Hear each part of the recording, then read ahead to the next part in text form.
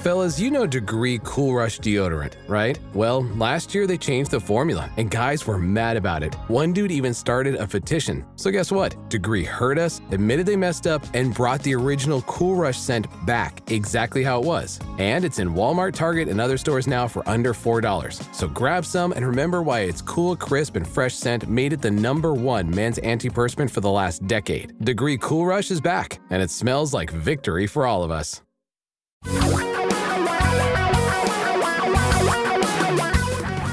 Reality radio for a really great future. We're talking real money. We have so many questions. Wow. We've had a lot of questions lately, and we really haven't been able to keep up with them all. So I'm creating some of the special weekend editions of the Talking Real Money podcast to get some of those questions answered. You can call your questions into us at 855-935-TALK, 855-935-8255, or you can send them in at talkingrealmoney.com where you can type them. And you can also do this. You can record them there, and they end up sounding pretty darn good. Kind of like this. Hey guys, this is Bob from Linwood calling, and I'm very excited because I've got some inside information and I just want to run it by you first. I came across an investment newsletter. It's called Investment Intelligence, and it's put out by a company that rhymes with UPS. And the guy that wrote this looks really smart. He has schoolboy glasses and he has a bow tie. Oh, yeah. And this newsletter has some very clear advice. It says they use, the advisor for this firm uses a tactical allocation model. I think that sounds great. And the current model very clearly shows to buy 100% U.S. stocks. Now, the only problem is this newsletter is from August of 2001. So if I were to build a time machine, would you advise me to buy 100% U.S. stock allocation in August of 2001? That's my question. I'm working on it. Thank you. I don't think that was entirely serious, but I'm going to treat it as such. 2001. If you waited long enough, you did really well. The problem is buying U.S. stocks, which most people would have just bought the Standard & Poor's 500 in 2001, would have been a disappointing experience for the rest of that decade because U.S. stocks did not do all that well between 2000 and 2010. However, they had a tremendous run from 2009, 2010 through 2021. Great run. Which meant that despite the fact that you would have made little or nothing in that first decade, they did so well in the subsequent years that you would have felt really good about it. The problem is during that first 10 years, most people would have emotionally just bailed. But what's fascinating is that patience pays. You just have to be it. And I'll give you the numbers. If you had purchased the total U.S. stock market on September 1st of 2001 and held it to the end of May 2021, your average annual return would have been about 9.5%. Not bad, despite the disappointment of the lost decade. And it's fascinating because international stocks did better between 2000 and 2010, but they didn't do as well from 2010 to 2021, or 2020, really. So if you had a globally diversified portfolio of stocks over that same period, you would have made, get this, 9.33% per year on average over that same period.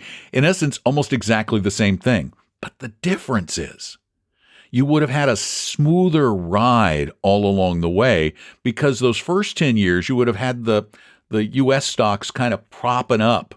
I mean, the international stocks propping up the U.S. and vice versa in the next decade. So you need the portfolio to be a diverse entity. And that's why we believe in global investing. Nobody knows the future. And, it would have been fascinating to see what this person's or this newsletter's predictions were in subsequent months or years to see how well they did in timing the market, because that sounds like what they were trying to do. But if you buy and hold almost any good diversified market and you give it enough time, the economies will out. Remember, call us at 855-935-TALK or send your questions in at talkingrealmoney.com. Okay? And let's see, what do we have next? Hey guys, it's Bob from Linwood calling again. I have another question I forgot to ask. Okay. I'm thinking about getting some I bonds. What do you think about the I bonds from the Treasury Department? They're paying 3.54% with a limit of $10,000 per year.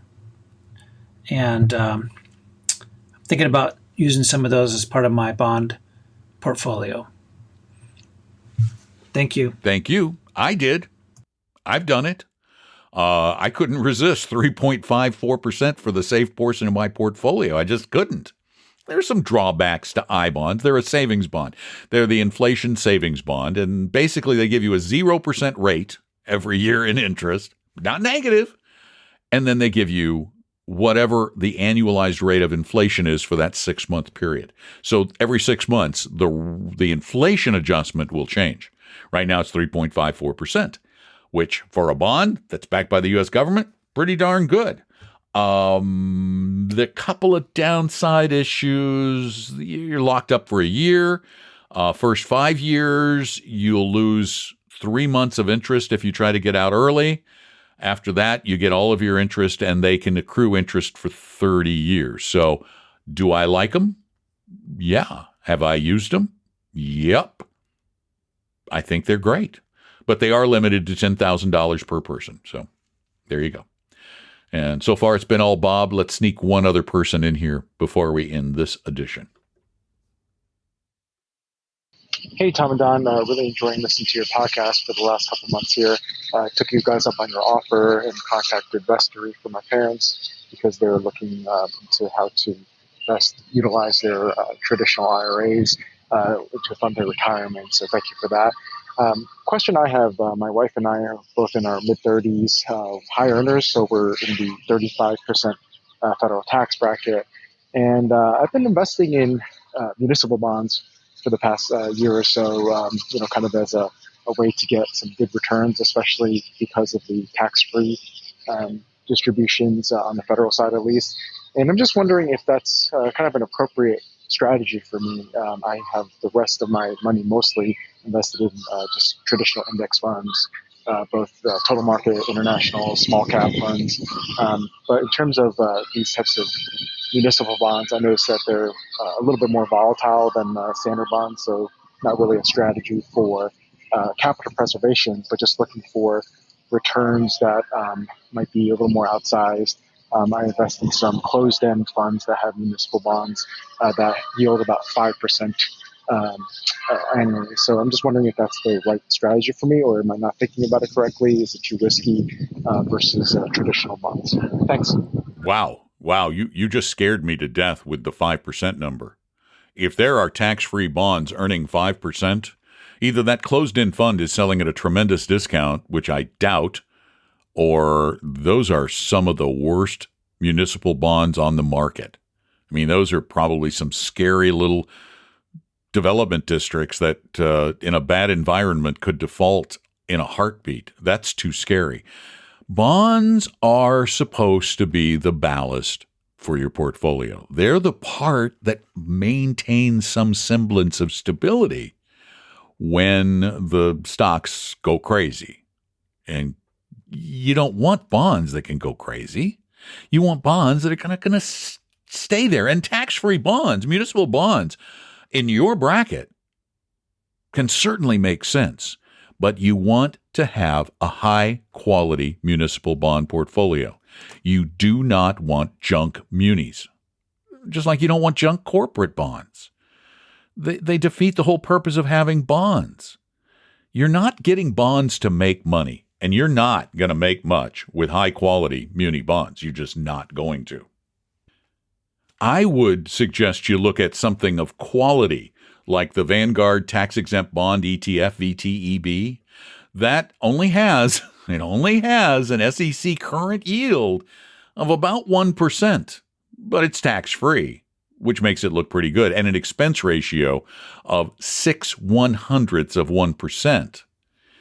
0.06%. It's massively diversified. It's got an average duration of about 5 years, which makes it an intermediate duration. It's right in the middle, right where it should be. The quality is generally pretty darn good. I mean, they only have a few issues. They have about 10% that are below A-rated. So that's not much at all. And they have a huge percentage that are AA and AAA. So this is a high-quality bond fund. I would really consider that. And I think in your bracket, that's going to give you a pretty impressive effective yield. It's going to be almost about as good, a little bit better maybe, than the BND, which is the Vanguard Total Bond Index. At probably a little less risk because of the higher quality of the portfolio, I think, generally.